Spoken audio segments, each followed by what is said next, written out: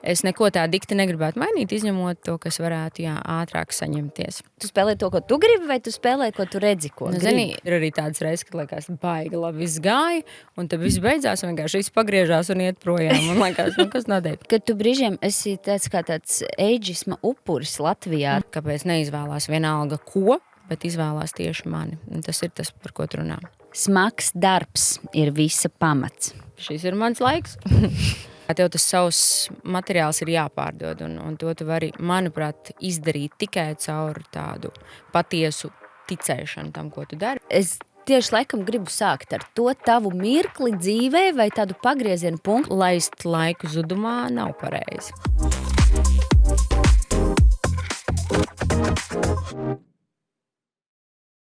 Sveiciens Denim Dream podkastā. Starp citu, pirmais tāds modīgais podkasts Latvijā. Podkasta koncepts gan visiem skaidrs un saprotams. Šeit vienmēr būšu es, Rūta Dvīnska, un man tur blakus kāds skaists un labs cilvēks. Es šodien sarunāšos ar samtainākās radiobalss īpašnieci un vienu no spilgtākajiem dīdžejiem Latvijā, Maju Rozīti. Mēs runājām par Majas darbu pie dīdžeja pults un ko tas nozīmē būt sievietei šajā industrijā un profesijā, un mēs parunājām arī par tādu lietu kā eidžisms un kā Maja to jūt savā virzienā. Arī par to, kādi ir viņas nākotnes plāni un, protams, mazliet arī par stilu un modi. Čau, Rūtiņ. Čau, Maiņ. Klau, es vispirms tev laikam gribu prasīt, kas tev šobrīd jauns un aktuāls un kā tu jūties šajā pavasarī? Pavasaris sanācis tās drusciņi izaicinoši arī ar dažādām veselības labsajūtas lietām. Varbūt nav klājies gluži tā, kā bija plānots, bet viss ir pārējoši, un es domāju, ka iekustēsies un būs vairāk, viss sāks notikt tajā virzienā, kā es biju iztēlojusies. Bet vispār jauns, varbūt ne tik daudz jauns, cik drīzāk apņemšanās palielināt apgriezienus un audzēt muskuļus jau esošajās lietās. Par tiem apgriezieniem un muskuļiem mēs vēl daudz noteikti šīs sarunas gaitā runāsim, bet es tieši laikam gribu sākt ar to tavu mirkli dzīvē vai tādu pagriezienu punktu, vismaz es no malas uz tavu karjeru raugoties un tavu dzīvi raugoties, to tā saredzu, varbūt tev pašai ir pilnīgi cita sajūta, bet kaut kādā brīdī tavs dīdžeja darbs nevis rāģiņā pie pults stāvot, ko tu dari jau no 12 gadu vecuma, pareizi? Apmēram. Plus mīnus, jā. Bet tieši tā dīdžejošana, kas ir pasākumos un kur tu esi tiešām, tā kā dīdžejs, kaut kā pagriezās pilnīgi citā kaut kādā virzienā. Kas tur tajā brīdī notika? Un vai tu pati tiešām to tā redzi arī un saproti, ja tev tas likās, tā tad loģiski tā es tā biju izdomājusi? Man gan pašai liekas, ka varbūt vispār tā mana dīdžeja darbība, kas pārgāja tikai no radio formāta šo tā kā īsti dīdžeja rosību, tas tad droši vien arī bija tas galvenais pavērsienu punkts, tāpēc, ka es jau to daru salīdzinoši nesen. Kā uz to paskatās arī nav tā, ka tas ir galīgi kaut kas vērā neņemams, bet tie nav 20 gadi tā, kā tas ir radio un vairāk kā 20. Līdz ar to es uzskatu, ka vispār tā dīdžejošana kā tāda mani ir iedvesusi pilnīgi citu kaut kādu dzīves garšu un elpu un arī ļaus pašai sevi sajust citādāk un pakāpeniski, protams, arī attīstot prasmes un prasmes tajā arodā. Es arī esmu droši vien, ka pati kaut kā evolucionējusi. Pilnīgi viennozīmīgi un arī acīm redzami, bet vēl atgriežoties tajā mirklī, kad tas vispār sāk notikt, tas bija kaut kā nejauši, vai tu tā jau biji to iecerējusi un domāji, ka jāpamēģina, bet nezinu, kā jau vienmēr mums sievietēm kaut kāda baile vai kaut kas? Tas ir pilnīgi manā adresē. Es esmu super paškritisks kadrs, tā, ka līdz riebumam un pašai citreiz gribās sev uzšaut pa pakausi. Bet kaut kā es māku laikam tomēr arī pārvarēt tās bailes un tai bijībai tieku pāri. Un šī bija tieši tāda reize, kad es saprotu, ka tas manī bija briedis, bet bija tieši tādi atbilstoši apstākļi, kas manī varētu pat teikt, nevis motivēja, bet izprovocēja, lai es to sāktu darīt. Un tas bija viens pasākums, kas arī mūsu kopīgai sadarbības partnerei bija iecerēts, kur man bija tādā tā kā prezentācijā jāpiedalās un mazliet jāpavada. Un viņi saka, es ļoti labi tevi redzu arī šeit kā cilvēki, kas varētu to muzikālo noformējumu izvēlēties un nevis vienkārši sastādīt kādu playlisti, bet arī pati varētu būt pie pults. Un es saku, bet kā to izdarīt? Tagad tehniski nezinu, man nav ne aparatūras, ne arī kaut kādu iemaņu. Bet jā, nu, tur saslēdzās, ka man bija iespēja konsultēties pie cilvēka, kurš ir, es uzskatu, Latvijā viens no tādiem pašiem profesionālākajiem arī dīdžeju aprīkojumu un vispār visu dīdžeju lietu sakarā. Viņš man piedāvāja variantu to risinājumu, kāds manai tā brīža sagatavotībai bija iespējams, un tā mēs arī sākām. Tā es sāku, man aizgāja ar pirmo reizi. Man galvenais tas pašai ļoti iepatikās. Uzreiz kaut kā, es nezinu, kā to sajūta cilvēki no malas. Es diezgan ātri sāku saņemt arī uzaicinājumus, piedāvājumus spēlēt, parādīties un tā tālāk. Un viss jau ir praksē. Tāpat kā jebkurai citai lietai, jo vairāk tu to dari, jo labāks tu kļūsti. Labi, bet tu biji stāvējusi pie radiopults, un tāpēc tu droši vien arī tehniski mazliet pārvaldīji to, kas, jo dīdžejojot, tas, protams, ir citādāk, un tomēr, tas nav tas kosmos kuģis. Jā, tas kosmos kuģis, kā tas laikās jebkuram citam cilvēkam, ieejot radio studijā, droši vien, ka tas ir, vai ieraugot to DJ konsoli vai kontrolieri, tā sajūta droši vien ir vēl tādas dīvainākas, bet nav tur daudz paralēļu, varbūt kaut kā vizuāli tas tik ļoti nesatrauc un nenobiedē, bet vispār tās ir pilnīgi citas iemaņas un prasmes, kuras ir arī jāapgūst. Kas ir tas vispār, kā tu tagad šo laiciņu jau nostrādājot teikt, kas ir tas pats būtiskākais, tavai, piemēram, veiksmei? Kas ir tās tavas iemaņas, kas tur strādā par labu? Kā jau es teicu, jā, es esmu paškritiska, un es uzskatu, ka arī droši vien sasniedzot kaut kādu jau super augstu skillu, prasmi komplektu un prasmi līmeni, tu tāpat vari iet vēl tālāk un būt vēl labāks, tāpēc es noteikti neesmu tas gadījums, kur varētu lielīties ar kaut kādām ļoti profesionālām, tīri tehniski prasmēm, jo es uzskatu, tur tiešām ir vēl daudz pie kā strādāt, ko es arī cenšos darīt, bet droši vien, ka tā atslēga slēpjas tajā, ka, kaut kā tev tas savs materiāls ir jāpārdod, un to tu vari, manuprāt, izdarīt tikai caur tādu patiesu ticēšanu tam, ko tu dari, vai tai mūzikai, ko tu spēlē un ko tu mēģini tiem cilvēkiem iebarot. Tāpēc, tas droši vien, ka tāds komplekts sastāv no vairākiem faktoriem, bet galvenokārt tev ir jāsaprot, ko tu spēlē un kāpēc tu to izvēlies, jo jā, mēs redzam kaut kādas tendences un trendus arī mūzikā, un kas vairāk ietur kaut kādās, kaut kādās deju mūzikas mekās, kā Ibicā, Mikonosā un vēl entajās daudzās citās vietās.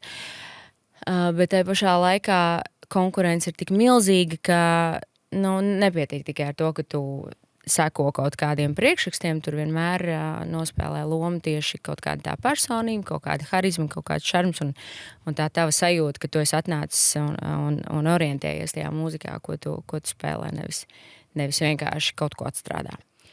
Par to, cik daudz un lielu lomu spēlē personība, pie tā mēs noteikti atgriezīsimies. Jo tas, manuprāt, tieši precīzi ir tavs stāsts, bet tu sacīji, ka tu nevari sevi palielīt, negribi sevi palielīt, bet es gribu gan, lai tu palielies, jo mums bija viena tāda vēla nakts mājās braukšana auto, un mēs sākām par to runāt, un tad tu stāstīji par saviem arī nākotnes plāniem, tostarp man šķiet, ka tas šāda veida, tas DJ lauciņš vispār Latvijā, mums cilvēkiem, sabiedrībai kā tādai, es domāju, ir ļoti, samērā maza izpratne par to, kas tur ir labs, kas ir augsts līmenis, kas nav un tam līdzīgi. Teiksim, es nezinu, mūzikā kā tādā cilvēki droši vien orientējas. Ok, kādam patīk viens cits žanrs, vēl kaut kas. Tas ir gaumas jautājums. Tu redzi, tur šī grupa tagad pieprasīt. Viņi kāpj uz lielajām skatuvēm vai šis vai tas. Jūsu lauciņā savukārt tie ir pavisam citi notikumi. Tur arī ir festivāli, tur arī ir viskaut kādas citas notikšanas. Jā. kur arī tev ir iespēja būt, vai būs iespēja būt, izstāsti, kā notiek vispār šādu sadarbību veidošana. Mēs redzam, labi, tu spēlē Rīgā kādā lokālā, naktslokālā, tu spēlē kādā pasākumā, bet tev būs ļoti iespējams iespēja arī spēlēt kādā ļoti prestižā tur festivālā. Kā tu tur nonāc, kā tu dibini šos kontaktus, kā tu veido to savu karjeru? Nu, tur droši vien ir šī laikmeta plus un mīnus tajā, ka it kā tā izvēle arī promotoriem vai tiem, kas kaut ko rīko, ir tik milzīga, bet tajā pašā laikā arī tev kā cilvēkam otrā pusē ir daudz iespēju un krietni vairāk iespēju nekā sanāk arī caur tiem pašiem sociālajiem tīkliem, caur iespēju sevi parādīt, ar kaut ko piesaistīt uzmanību, bet es teiktu, ka droši vien lielākoties tā tomēr ir tāda kaut kāda cilvēciskā miedarbošanās, un tie ir kontakti, un tas notiek caur cilvēkiem, ko vai nu tu pazīsti, vai pazīsti tavs menedžers, kurš tevi pabīd, vai kaut kā tā. Līdz ar to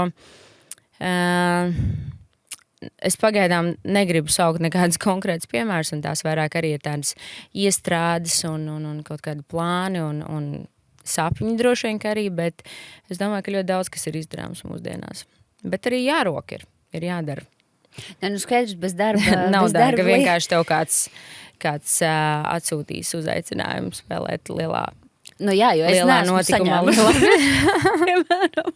Tā kā visticamāk, ka tomēr kaut kas ir jāpadara šajā virzienā. Tu sacīji, tev ir arī menedžers, tātad tev ir cilvēks, kas palīdz tev arī šajos darbos, un tad droši vien nonākot vienu vietu, jūs tur satiekat citus cilvēkus, kas aizved atkal uz nākamo un uz nākamo. Tas tā nelatviski to saucot networkings, laikam ir visu pamatā, jā. Kāpēc arī ir tik forši un vērtīgi būt tajās aprindās un būt arī vienkārši pasākumos ballītais un sapazīties. Tieši tā tas arī notiek. Jā, zin kā, šis ir viens no tiem stāstiem, manuprāt, ka kad tu skaties uz to no malas, tad šķiet, ka tā dzīve vienīga ballīte, un tās pozme tāda, un viss tik kas vienkārši. Kas tas par darbu? Jā, kas tas par darbu? Un tad es iedomājos tiešām tās garās naktas stundas, tās agros rītus, jo neizbēgni tu tik un tā esi arī mamma, un es pieļauju, ka tev tajā skolas rītā neviens nepasaka. Jā, pēc kādas naktas 12. spēles, jā. Nekas, mamīt atpūties, mēs šodien bez brokastīm.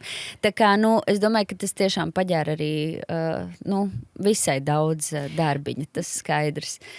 Katram darbam tā sava garoziņa, bet šeit tiešām, droši vien tiem, kam no malas, tas tiešām šķiet kā, arī bieži vien tā kā darbs televīzijā, kas tad tur tevi sakrāso, sapucē un vienkārši par sevi priecājies kadrā. Par šo darbu pat vēl vairāk, es domāju, cilvēkiem, kaut kāds stereotips, tā kā tu saki, ka tā ir nebeidzama ballīte un kas tur tāds. Bet īstenībā gan fiziski tas ir izaicinoši, jo bieži vien tās ir ļoti garas stundas.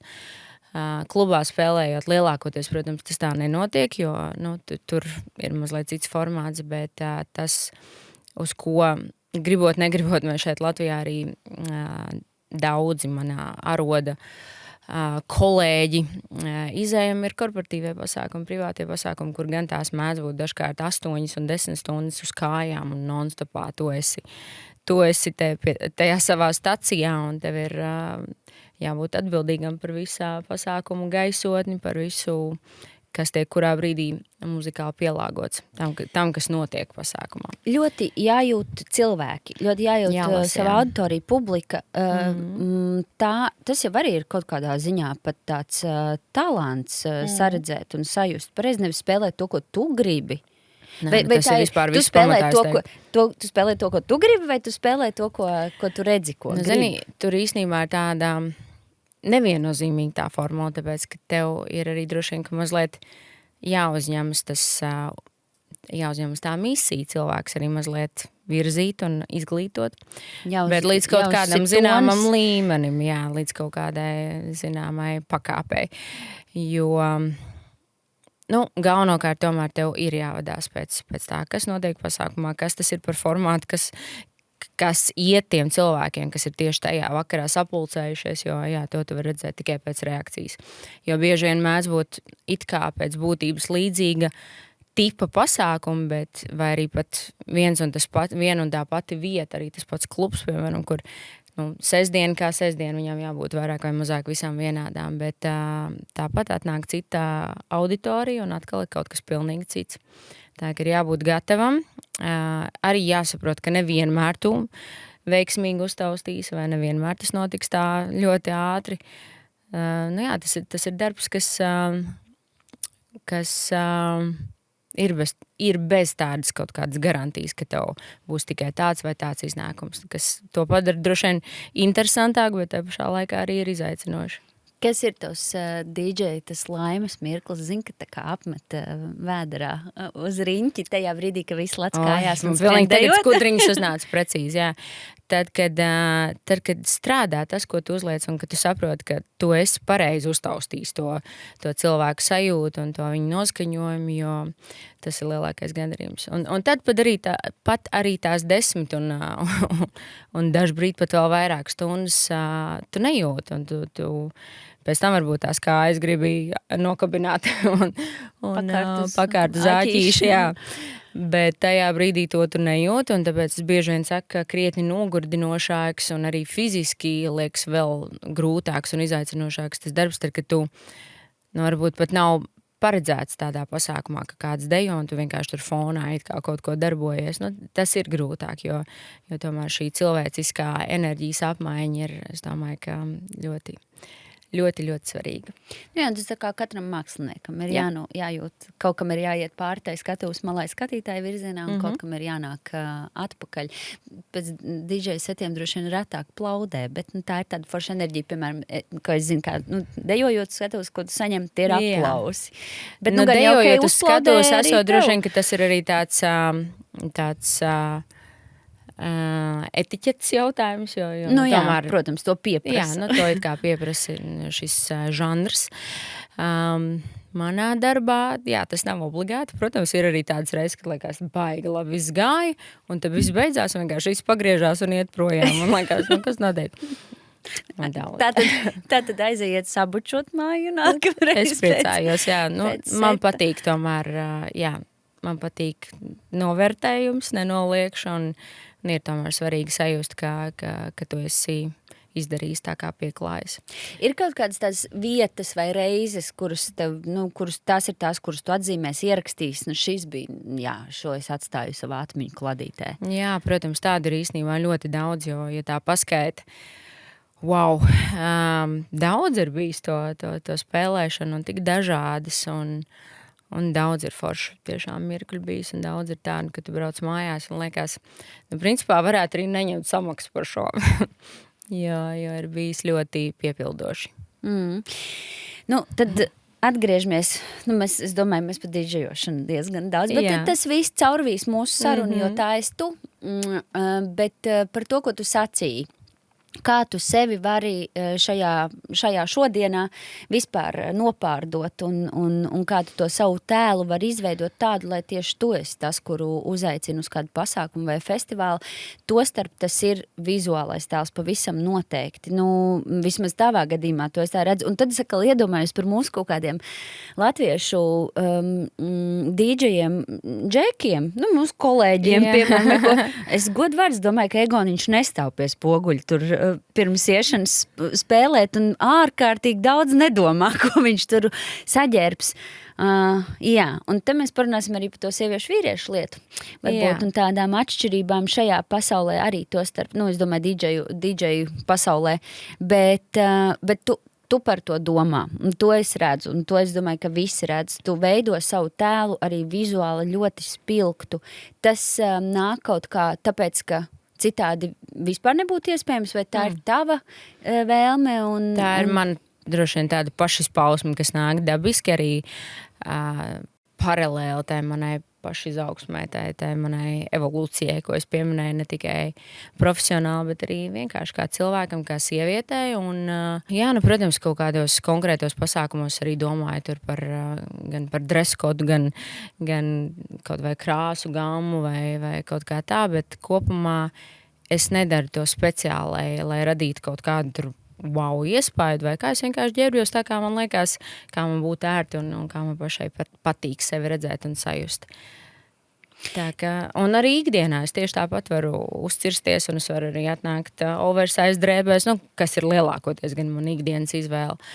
Un kaut kas tāds ērtāks, bet tai pašā laikā man patīk tas, ka man vienkārši der atļauties vairāk nekā varbūt daudziem liekas normāli no malas, jo mums tomēr arī cilvēkiem ir daudz dažādu aizspriedumu, pat arī šajos laikos, un arī pat tik tādā liberālā pasaulē, kādā mēs par laimi dzīvojam.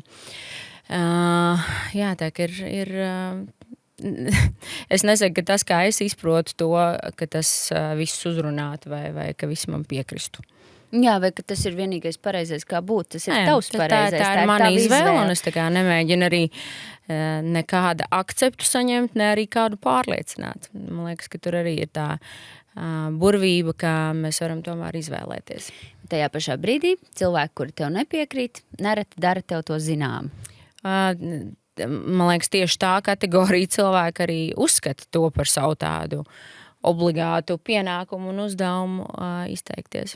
Un arī kādā off-record sarunā mēs pie šī esam nonākušas par to, ka tev pašai ir tā sajūta, ka tu brīžiem esi tāds eidžisma upuris Latvijā. Tāds viens no redzamākajiem un spilgtākajiem. Un no tiem komentāriem, ar ko tu kādreiz arī padalies savos sociālajos tīklos, es absolūti tev piekrītu, es redzu. Es nedomāju, es nezinu, kā ir citiem. Tādā ziņā es jau nezinu. Varbūt ir vēl kāda dāma, kur līdzīgu kaut ko piedzīvo ikdienā, bet es zinu tavu stāstu. Un izstāsti, kas ir tas tajā brīdī, ko tu jūti, un, jo skaidrs, ka, ja tev būtu pilnīgi vienalga, tad droši vien varbūt pat nepamanītu, bet tu pamani tās. Es nezinu, kādam ir jābūt, cik ir jābūt bezjūtīgam, lai būtu pilnīgi vienalga, man liekas, tas nav vienkārši iespējams. Taisnības labad gan jāsaka, ka es nejūtos kā tāds ļoti liels kaut kādas kritikas upuris vai vispār tāds izteikts upuris, jo droši vien, ka kopumā man nav tik daudz tā heita, ko es saņemu, bet tad, kad ir, tad jā, tas ir lielākoties par to, ka kur tu šajā vecumā lien. Kur tu lien, kāpēc tu esi īsos svārgos, kur tavi bērni un tā tālāk, kas liekas vienkārši absurds. Un jā, dažkārt saņemot šos aizrādījumus tieši par vecumu, liekas, labi, man tikko kā palika 42 gadi. Tas nav ļoti maz, bet arī viss ir relatīvs. Ir tīpaši mūsdienās, kad mēs varam, es domāju, ka pieregulējot dzīvesveidu, rūpējoties par sevi, par savu veselību iekšējā ārēji un ar dažādām mūsdienu tehnoloģijām un vispār attieksmi pret veselību. Es domāju, ka mēs varam diezgan ilgi nodzīvot, un līdz ar to tie 42 gadi šodien noteikti nav nekādā veidā pielīdzināmi 40 gadiem, pat vēl pirms 20, vai pirms 40, protams, bet arī pat pirms 20. Un jā, tad, kad tu saskaries ar aizrādījumu par to, kāpēc tu bez mums neesi ar vienu kāju kapā vēl, ja? Tad rodas tāda sajūta, ka tā kā, vai es būtu vecākais, publiski redzamais cilvēks Latvijā, kāpēc man vispār būtu kaut kas ar vecumu saistīts jāizrāda, bet, bieži vien tas paradoksāli nāk tieši no cilvēkiem, kas paši nav nekādi jaunie, tāpēc droši vien, ka tur jānonāk pie secinājuma, ka tas ir kaut kas tāds, kas cilvēkam sevī kremt, vai kaut kas, ko viņš šķietam pats nevar atļauties, un tad viņam liekas, ka vajag visu lietu kārtību ieviest kādu citu pamācot. Un kas ir tas, kāpēc tas aizķerās? Jo, labi, pasaki tu, un tad es teikšu, kāda man tā sajūta. Man aizķerās tieši tādēļ, kā es pieminēju, man šķiet, ka mēs dzīvojam tik pateicīgos apstākļos, lai cilvēkiem būtu, neteiksim, vienalga par otra izvēlēm, bet būtu kaut vai elementāra cieņa. Un tad, kad tu jautā viedokli, tad tas ir viens, vai arī īpaši, ja tas ir kāds no tava tuvākā, no tava primārā loka cilvēks, tad tu vari izteikties un kaut kā to savu viedokli arī mēģināt, varbūt uzspiest par pareizu. Bet tad, kad turklāt tevi neviens neaicina, un tev ar to arī nav nekāda sakara, un manuprāt, es arī neko tādu ļoti ekstrēmu nedaru. Tīpaši mūsdienās, ka mēs varam redzēt dažādas, tādas stipri interesantas izpausmes. Es domāju, ka es neesmu tas adresāts, kurš būtu pelnījis varbūt tik daudz pārmetumu tieši šajā sakarā. Tāpēc tas tā, pat nevis aizķerās, bet vienkārši liekas dīvaini, kāpēc mūsdienu rietumu pasaulē kaut kam tādam vispār ir jānotiek. Jā, man vēl blakus tam arī ir tā sajūta, ka tu tik daudz dari savas veselības labā. Es redzu, ka tu esi, piemēram, sporta zālē teju katru rītu, vai ne? Es arī esmu katru rītu, izņemot brīvdienas jāpārstāv. Un tās ir tavas izvēles. Tu esi izvēlējies savos 42 gados izskatīties šādi un pie tā arī visai smagi strādā. Jā. Un tajā mirklī, manuprāt, kad mēs esam tā apzināti izdarījuši savu izvēli par labu tam vai šim un kādam ir par to kāds dzelīgs komentārs, tas tā kā tev trāpa dubultā. Es tā vismaz varbūt, tā kaut kā dažreiz sevi jūtu tādas lietas.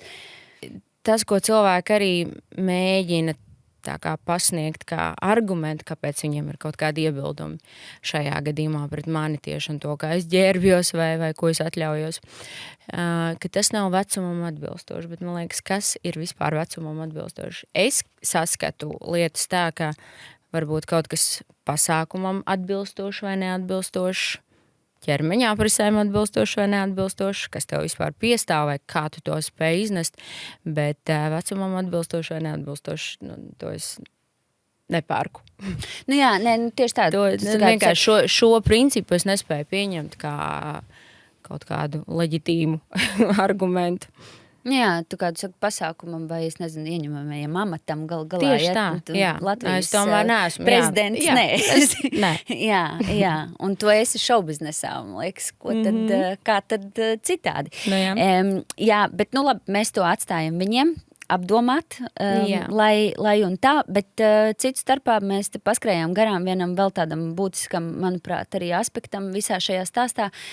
Sievietes un vīrieši vienā un tajā pašā pozīcijā, piemēram, ņemsim par piemēru šoreiz aiz DJ pults. Vai tu vispār kā tu jūties kā sieviete šodien, 26. gada, kas tur mums te ir kaut kāds aprīlis? Es jūtos ļoti labi. Jūtos arvien labāk savā ādā un man patīk būt sievietē, un tas arī ir vēl viens iemesls, kāpēc es atļaujos tā būt košāka un arī eksperimentēt pati ar savu stilu un vienkārši atļaujos vairāk nekā lielākai daļai tas šķiet pieņemami.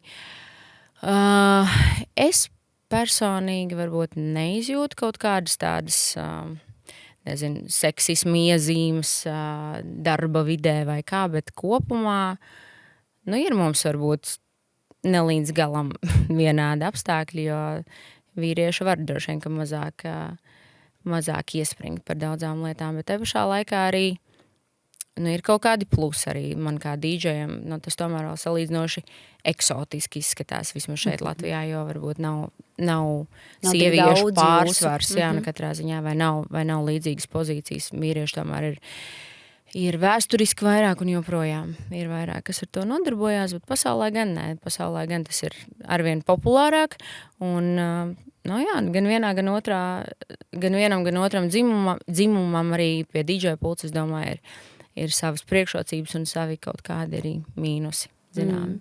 Kad domā vīriešus arī vērtē tā kā sievietes, ka viņi stāv pie DJ pults un ka viņam pa īsu krekliņš, piemēram? Ir kaut kādi atsevišķi gadījumi, kur uz to vizuālo tēlu skatās vairāk.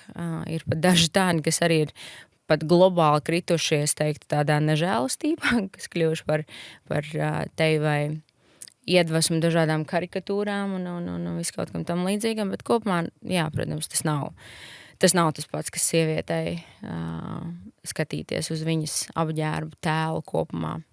Tas ir, es domāju, jebkurā pozīcijā. Profesijā. Tas nav stāsts par didžejošanu, protams, tas ir, jā, mēs kādreiz aizrunājāmies iepriekš arī ar kolēģiem par to, ka, teiksim, uz politiskās skatuves, kaut kā ļoti sabiedrībai patīk komentēt sieviešu izvēles. Vienalga, vai tas ir kostīmiņš, vai matu sasuka, vai jebkas. Ļoti maz mums nākas dzirdēt par to, kā kurš politiķis ir apvilcis savu ancuku, cik tas ir derīgs vai nederīgs, vai divi izmēri pa maz vai pa lielu, to mēs tā mazāk par to trinam mēlis. Kaut kā tas mūsu dzimums tāpat ir zem lupas vairāk, un tiek sists arī vairāk, šajā pārnestā nozīmē.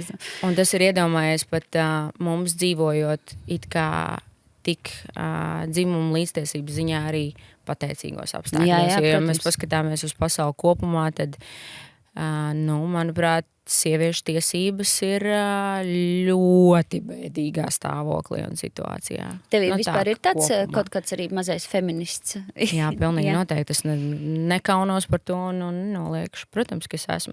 Bet man liekas, ka feminisms kā daudz, varbūt arī vīrieši bieži vien to traktē, nekādā veidā nekonfliktē ar normālu attieksmi pret vīrieti un pret sievietes un vīrieša lomu vienam par to otru vai ģimenē. Pavisam nav tas stāsts. Jā, un tas, ka tev ir jābūt līdzīgām tiesībām, nenozīmē to, ka tu esi tieši tāds pats kā vīrietis. Jā, vai ka kādam kaut ko atņems, vai ka tu tagad gribi būt, aizstāt veci ģimenē. Tā nav, galīgi nav, jo jā, tas ir stāsts vairāk par līdzīgām tiesībām un līdzīgu izejas pozīciju, kur tu pats tad vari attīstīt, kā tu vēlies. Jā, pēc tik daudz gadiem droši vien patriarchālā pasaulē mums ir jāgaida tā paudžu maiņa, lai mainītos arī doma sabiedrībā, un jāsaka paldies droši vien visiem tādiem aktīvistiem, kas par to skaidri runā vispār, un kam ir dota tā balss, un lai tik top un notiek. Runājot par paudžu maiņu, arī šajā pašā kontekstā es domāju par to, ka tev pašai jau gan dēls, gan meita.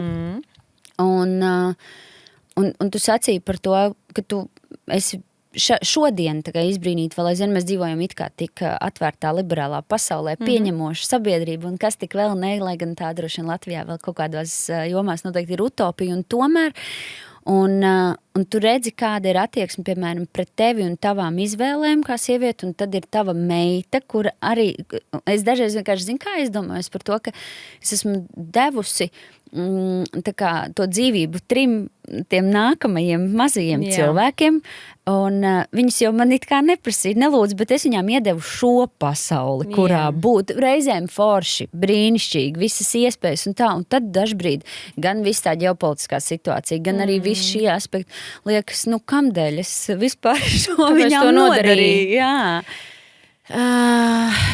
Jā, tāds filozofisks droši vien rakurs, kā uz tev paskatīties, bet kopumā ir jau labi. Un vēlreiz uzsvēršu to, ko jau teicu, ka mēs tomēr dzīvojam pietiekami labos un pateicīgos apstākļos. Un cerams, ka tā būs un nekas to neiztraucēs. Bet pasaule ir sarežģīta. Protams, ka tā ir sarežģīta visos laikos bijusi. Mēs iespējams arī tagad daudz vairāk vienkārši zinām. Un līdz ar to ir sajūta, ka varbūt ir trakāk.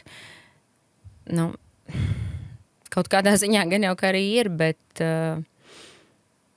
jā. Jādzīvo, ko darīt. Nē, tas skaidrs, jā. Es vienkārši saku, es par to dažkārt tā iedomājos, ka jā. Gribas tā kā Amerikā rādīt... ir precedenti, kad iesūdz vecākus tiesā par to, ka ir piedzemdēts bez atļaujas. Paldies, tik tālu neesam. Tik liberāli mēs neesam. Jā, viņi arī uz Kellogg's paciņām raksta, ka tā pārsliekšana nav tik liela, kā uzzīmēt uz paciņas. Līdz ar ko tādā ziņā es dažreiz domāju, ka mēs tomēr mūsu sabiedrība vēl daudzējādā ziņā ir labi. Pilnīgi piekrīt, jā. Jā, vēl par tiem maziem cilvēkiem domāju, man redz, nav tā iespēja redzēt, kā aug dēls, tāpēc es dažreiz domāju, vai tu piedomā pie tā, kāds tu esi piemērs gan savai meitai, gan savam dēlam, un kā viņi tā kā atšķirīgi saredz, meitas gadījumā viņi raugās droši vien uz tevi Kā uz paraugu, savukārt dēls raugās uz to, kā tu vispār, kā attiekties pret sievieti. Tā kā. Es par to aizdomājos dienā patiesībā, un es ceru, ka tur viss ir, vismaz tā, lai nebūtu pēc tam psihoterapeitam bezgalīgi abonomēs, tas ir visiem. Neizbēgam, es dažbrīd domāju pēc interesanti šis vai tas jautājums, tas, ko viņi risinās. Jā. Bet kopumā es domāju, ka baigi svarīgi ir tas, ka tu tiešām piedomā pie kaut kādām tādām lietām, ka nav pilnīgā pašplūsmā, un arī es cenšos ar saviem bērniem izrunāt arī daudz ko par tādām lietām, kas šķietam ir varbūt ne no bērnu pasaules. Jā, tur arī laikam ir, par ko es arī aizdomājos, lai nebūtu par daudz tās pieaugušā perspektīvas viņu bērnu prātam, bet tā pašā laikā arī, lai viņi nav turēti kastītē. Jā, lai pret viņiem arī attiektos kā pret tādiem arvien pieaugušajiem. Vai nākamajiem pieaugušajiem, jo šobrīd arī ir sācies agrīns pusauģu vecums, gan vienam, gan otram, ko ir ļoti just, un arī vispār viņi ir tādi saprātīgi, tāpēc man liekas, ka es jūtu, ka es ar viņiem var par daudzām lietām runāt, un tad, kad saņem to reakciju un atbildes un papildu jautājumus no viņiem, tad es saprotu, ka tas ir ok, ka es daru pareizi. To jau mēs, kad sacīju par to terapeitu kabinetu, es vienmēr domāju, bet es vienmēr arī lieku savu pakausīt to domu, ka tie mūsu bērni, neviens cits jau viņus nesačakarēs, tas mūsu uzdevums. Jā. Kurš tad cits to izdarīs? Labi, tas tāds smejoties, protams, bet tu sacīji par to savu evolūciju, kas sākās kaut kādā dzīves brīdī, tostarp arī tas sakrit ar to dīdžejošanas laiku sākumu un visu. Ja tev tagad būtu tā iespēja sev tad kaut ko tā kā iedot kādu padomu, pateikt, nezinu. Un es vienkārši domāju arī, piemēram, meitas kontekstā, kas ir droši vien tas, ko tu varbūt viņai tagad nodod, bet ja tev būtu bijusi iespējas sev pašai to tajā brīdī vai varbūt citā kaut kādā dzīves brīdī pasacīt, darīt šādi vai citādi. Vienīgais droši vien, ko es būtu sev ieteikusi, ir ātrāk beigt baidīties un nezaudēt laiku vispār un sākt ar šo nodarboties vēl agrāk, jo, kā jau es teicu, tas manī gruzdēja un brieda iekšā, bet bija kaut kā, bija pārāk daudz visādu iekšēju, bet un kaut kādu baiļu, kuras es nebiju gatava pārvarēt vēl tajā brīdī, bet būtu sākuši to agrāk darīt, tad droši vien, ka tagad būtu vēl tālāk tikus, lai gan, neviens jau nezina, man liekas, arī ir pareizi paskatīties uz dzīvi vai uz visu tajā notiekošo, kā uz tādu likumsakarību ķēdi, ka tā ir tā puzle, kas veidojas tikai tādus konkrēti gabaliņus saliekot kopā, proti, ja būtu citi gabaliņi, vai nesanāktu puzle vispār, vai sanāktu kaut kas atkal citādāks, un tāpēc es neko tā dikti negribētu mainīt, izņemot to, kas varētu, ātrāk saņemties kaut kādām lietām, kas biedēja pirms tam. Mana meita ir jau no dabas drošāka un drosmīgāka, un dažbrīd es skatos uz viņu, man liekas, mums arī bija tāds diezgan sarežģīts attiecību posms ar viņu, ka viņa bija tāds riktīgs budis un visu, ko viņai saka, viņai vienkārši principiāli ir savs viedoklis. Opozīcija. Es esmu mauns, viņa ir vērsis. Mums tad citu vienā dienā ir meitām dzimšanas diena. Un tad kaut kā kļūstot prātīgākai un paaugoties, tagad burtiski pēdējā gada laikā izteikti es to jūtu, ka viņi ar viņu var daudz ko vairāk sarunāt, bet es saprotu arī, kāpēc man bija grūti ar viņu tādēļ, ka viņi jau tajā savā mazajā vecumā bija varbūt tā kā es 30 gados, nevis ar pretestību vai ar kaut kādiem saviem radziņiem, bet varbūt tevi tas arī iekšēji kaut kā tā kā pakaitināja, vai ne? Trigerēja, jā, ļoti iespējams. Bet, es ceru, ka viņa liks lietā šīs savas raksturiezīmes un arī varbūt to, ko viņa apzināti, neapzināti saskata manī un manā piemērā, lai viņai viņas lietas, lai ko viņa izvēlētos, notiktu vēl raitāk un ātrāk viņa tiktu pie tās savas iespējas pašizpausties, kā vajag. Tas ir tas, ko es visu laiku domāju, kā lai tā kā ne vārdiem, bet ar kaut kā citādi iedod, nu, droši vien tikai jau ar piemēru mēs varam iemācīt, bet Tas ir labākais tieši veids to, noteikti, jo tas laikam ir mana tāda nožēla, arī, kad tu saki, tu varbūt būtu sākus ātrāk darīt lietas, es savukārt laikam būtu vairāk atļāvusies un nepieslāpējusi sevi tik ļoti. Bet tas jau ir no tās pašas sadaļas. Jā, tas jau ir no tā paša groziņa, kurvīšu. Jo, nu jā, tā kā visu laiku, es pat nezinu, vai tas tiešā veidā tulkojās ar ko citi par mani padomās. Varbūt pat nē, tas drīzāk par savu tādu iekšēju kaut kādu sajūtu, ka nu, tu bet tu vari, gatavs, jā, varbūt. un es redzu, piemēram, savā bērnā, vienā no to, mājās uzliekot mūziku, kas notiek. Jā. Un tad es redzu viņu deju nodarbībās, un es redzu, kā viņa sevi tā kā pietur un tādos rāmīšos. Es domāju, bet es nekad īsti tā neesmu sacījis, tieši it kā cenšos vienmēr pateikt mauc. Veicināt to, lai tā nebūtu. Lai dārā. Jā. Bet laikam kaut kur pašam tomēr ir jānonāk pie tās savas sajūtas. Vienkārši gribētos, kā tu saka, lai tas nenotiek 30, bet ātrāk, vai ne? Nu tā. Tur tā lieta, ka tāpēc jau es saku, es pat nezinu, es pati būtu bijusi arī gatava tā, 20 gados maukt tā, kā es tagad maucu. Tāpēc man tīri labi viss apmierina, bet ir jau arī kaut kādi objektīvi faktori, kas arī, protams, ir ar laiku un ar gadiem sasaistām, un tāpēc laist laiku zudumā nav pareizi. Ja vien ir iespēja, tad labāk to izmantot ātrāk, bet tur ir jānonāk līdz kaut kādai tai briedumu stadijai, līdz kaut kādai gatavībai. Nu, katram savā lietā.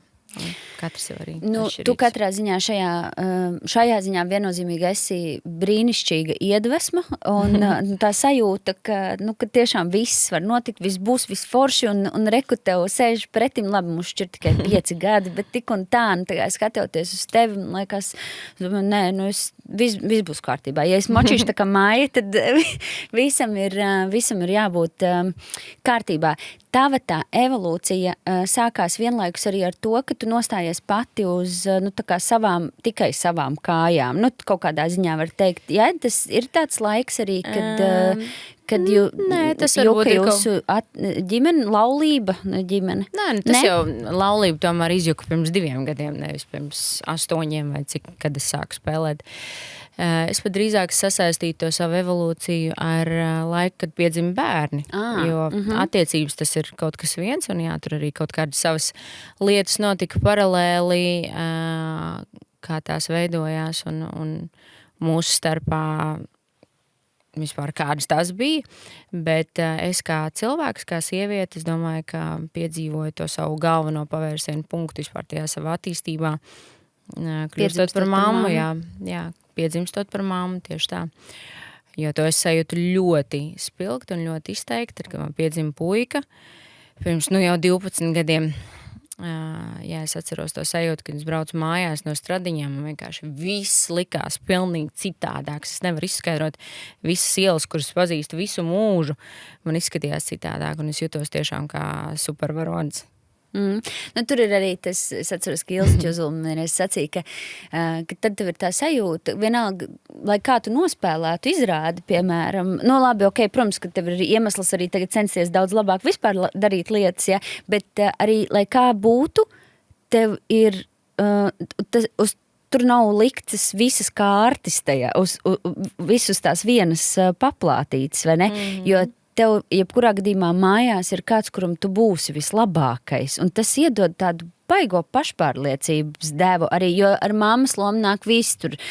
Viss slikti, es slikta, viss, bet tajā pašā brīdī, kā tu saki, tā kaut kāds pilnīgi cits tāds drives, un man liekas, ka tur ir arī, tā aizmuguras sajūta, ka tam mazajam cilvēkam vai tiem mazajiem tu esi labākā, tad tev ir arī, tas iedod tādu grūviņu. Tas ir kaut kas tik tāds, it kā dabisks un pašsaprotams, bet tai pašā laikā arī tik maģisks, vai ne? Un to laikam tiešām var sajust tikai tad, kad tas notiek ar tevi. Tā ka tajā brīdī sākās, un tad es arī sāku, jau tad, kad man piedzima Lindiņa, 2 gadus vēlāk, tad es arī sāku vizuāli šķilties, izšķilties no savas čalas, lai gan man vienmēr ir licies, ka ar mani viss ir kārtībā, es esmu patikusi un nevarētu teikt, ka man būtu kaut kāda tāda izteikta kompleksa, vai, lai gan kaut kas jau mums visiem ir kaut kas, ko gribās sevī pieslīpēt vai noslēpt vai kā, vai kas mazliet traucē, bet man nekad nav šķitis, ka man ir kaut kādas tādas problēmas vai kaut kas man sevī nepatiktu, bet tas, kā es sāku mainīties, un arī no malas tas bija redzams, tas izteiktākais brīdis notika jau pēc tam, kad man piedzima otrais bērns, jā. Par vecumu runājot, nevis par vecumu, bet par tavu vecumu. Jā. Kā tev šķiet, kādu brīvības sajūtu dod tas briedums? Vai tieši otrādi tas uzliek vairāk atbildības, jo tu zini, kā funkcionē pasaule labāk? Jo, tas droši vien ir līdzīgi, kā stāsts par to būt 18-gadīgai mammai vai 40-gadīgai mammai. Es domāju, jaunai mammai, kam tikko dzimis bērniņš. Ir labums un sliktums droši vien gan vienā, gan otrā. Versijās. Un bet kā tu saki tagad savos 40 plus gados, tu jūties tā kā brīvāka būt, vai tieši vairāk ar tādu atbildību uz pleciem? Es domāju, ka viss slēpjas tajā, kā tu māki to, ko tu zini par to pasauli, izmantot un kā tu māki dzīvot vispār kopumā. Un man liekas, ka es māku tīri labi. Man katrā ziņā pašai patīk, un es tiešām arī izbaudu šo vecumu, un tāpēc es jūtos noteikti brīvāk, es jūtos visādā ziņā labāk, visādā ziņā. Šis ir mans laiks. Un es domāju, ka tas ir tikai tāds, lai cik banāli skanētu, tas ir sākums. Vai katrā ziņā nav nekāds noriets. Tikai nesagaidīsiet. Lūdzu. Tas skaidrs, jā, bet kā tev šķiet, mēs katru tādu 10 gadi, kad mēs esam tajā konkrētajā posmā, domājam, šis ir ritīgi foršs laiks. Piemēram, es arī tagad saku, ka es nekad dzīvē negribētu atgriezties vidusskolā, lai cik bija forši, jautri, viss fēni, bet kāpēc, lai tur tu iekāptu atpakaļ pareizi, vai arī tajā kaut kādā tādā nedaudz miglā, kurā tu tur maldies ap 20, ka tev pašam, protams, šķiet, ka, viss ir pilnīgi skaidrs tagad par to, kā notiek lietas, un tad paiet un tad tie 30 biedē tieši ar tiem 20, un liekas, saka, Dievs, kas būs.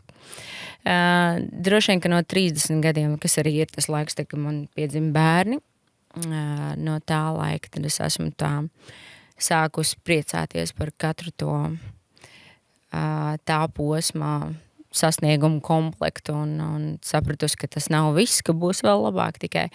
Protams, ka liekulīgi būtu mēģināt pārliecināt, ka es nesatraucos par to, ka kā būs, tad, ka būs 60, jo tomēr tur arī daba ievieš savas korekcijas un kas notiek ar sievietes organismu vispār, un tu vari darīt, ko tu vēlies, bet ir lietas, kuras tu nevari tā dikti ietekmēt. Dzīvosim, redzēsim, kā būs tajā laikā, bet šobrīd ir ļoti labi. Kā tu vispār baidies? Zirnekļi neskaitās. Oi, nē. Es ne no kā nenočūst. Nevis tā, ka nemēģinu tagad kaut kā bravūrīgi atbildēt uz to, bet man nav neviens no šīm no augstuma varbūt vienīgi augstums un nav mana stihija. Bet es droši vien, ka baidos, ko es arī sapratu, starp citu pavisam nesen, kad man sākās pēc vienas kosmētikas procedūras komplikācijas, caur kuru prizmu es paskatījos uz to, kas vispār var notikt, ja ar tevi pēkšņi kaut kas gadās un tu esi ārā no aprites vai tu vienkārši esi darba nespējīgs. No tā es droši vien, ka baidos. Lai nenotiktu kaut kādas lietas, kas ir no manis neatkarīgas un ka vienkārši viss ir uz spēles līdz ar to. Bet citādi viss pārējais pašu rokās un viss ir izdarāms.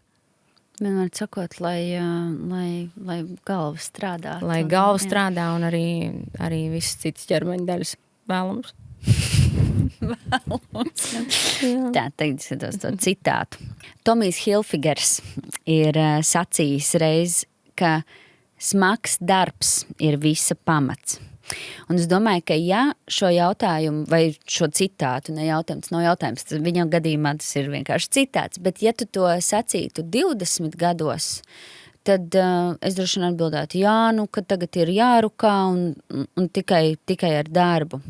Tad pēc tam kaut kur jau 30 plus, sāk domāt, ka varbūt nav visam dzīvē jānotiek tikai caur smagu darbu. Nu, tā kā, bet tas arī nav stāsts par to, ka nav jāstrādā, bet tas, kā tu paraugies vienkārši uz to savu vērtību arī dzen. Es domāju, ka noteikti tev ir tiesības kādā brīdī sākt arī tos darba augļus izmantot tālākam darbam, kas ir darbs jau citā formā, kas varbūt nav tikai melnais darbs. Nu, tā, protams, tēlēni izsakoties, jo tā nav mūsu joma, vai ne, bet tas ir tas, ko arī citreiz saka, tur man ir bijušas situācijas, kad pat rakstā DJ, kur ir apvainojušies, ka kāpēc tevi ņēma, tu tur neesi vēl, vai tas jau bija pasente, kas burtiski tikko sāku, tev pietrūks tur iemaņu to pašu tehnisko, vai ir tādi, kas sēž tur, nezinu, savā vecāku mājas pagrabā un ir noslīpējuši tās savas prasmes līdz perfekcijām, viņas neviens neaicina. Nu, tas ir tas, kas kādam var šis negodīgi, bet es esmu ieguldījusi tos visus savus garos darba gadus tajā, lai man būtu tas tēls, lai būtu atpazīstamība, kas, protams, ka daudz kur arī nospēlē to galveno, nevis galveno, bet arī nospēlē lielu un svarīgu lomu, un kāpēc neizvēlās vienalga ko, bet izvēlās tieši mani. Un tas ir tas, par ko tu runā. Un vēl arī par smagu darbu šajā vecumā, es domāju, ka tas darbs, ko mēs esam līdz šim jau ielikuši savā karjerā un paši sevī, ļauj arī šodien vairāk izvērtēt un izvēlēties, kam teikt jā un ko izfiltrēt un no kā teikties. Tas arī, es domāju, ka ir, tā ir tāda viena no dzīves atziņām. Tev labi iet ar nepateikšanu? Mācos praksē. Bet sāk izdoties. Ir labāk. Ir labāk, jā. Es pilnīgi piekrītu par to smago strādāšanu un tiem darba augļiem, ko arī ir pienāk laiks gūt, jo, ja man kādreiz kāds jautā, cik daudz laika tev aizņem sagatavoties šim pasākumam, piemēram, lai tu novadītu šo pasākumu, vai lai tu novadītu šo podcastu, es vienmēr atbildu 37 gadi. Jā. Es esmu 37 gadus strādājusi, lai es šodien varētu sēdēt šeit un vadīt šo sarunu ar tevi. Jā. Tā. Labāk pateikt būtu grūti. Man milzīgs tev paldies. Paldies, ka tu spēj tā atklāt arī pasacīt un padalīties, jo, manuprāt, dažreiz ļoti vērtīgi ir kādam tur otrpus sadzirdēt. Gan tam, kurš varbūt jūtas līdzīgi, gan tam, kurš ir tajā opozīcijā, kā Lindiņa bija. Jā. Vai ne? Jā. Un atcerēties, ka mēs visi, katrs savās kurpēs esam arī tikai cilvēki. Dzīvi, īsti, ar savām notikšanām un labajām, sliktajām dienām. Saviem, pārdzīvojumiem. Tieši tā, dažādiem. Precīzi. Es tev, protams, novēlu, nesacīšu tur konkrēti neko, bet es tev novēlu, lai piepildās tas sapnis par būšanu tur vai šur aiz tās pults, jo tu pati labi zini, kur tu gribi nonākt. Un saku tev milzīgi paldies arī no Denim Dream ar sveicienu no viņu draugiem, franču kosmetikas zīmola Āvene. Paldies. Un ziedi, gandrīz no mana dārza. Tik skaisti. Paldies. Paldies tev. Šiem manās dienās.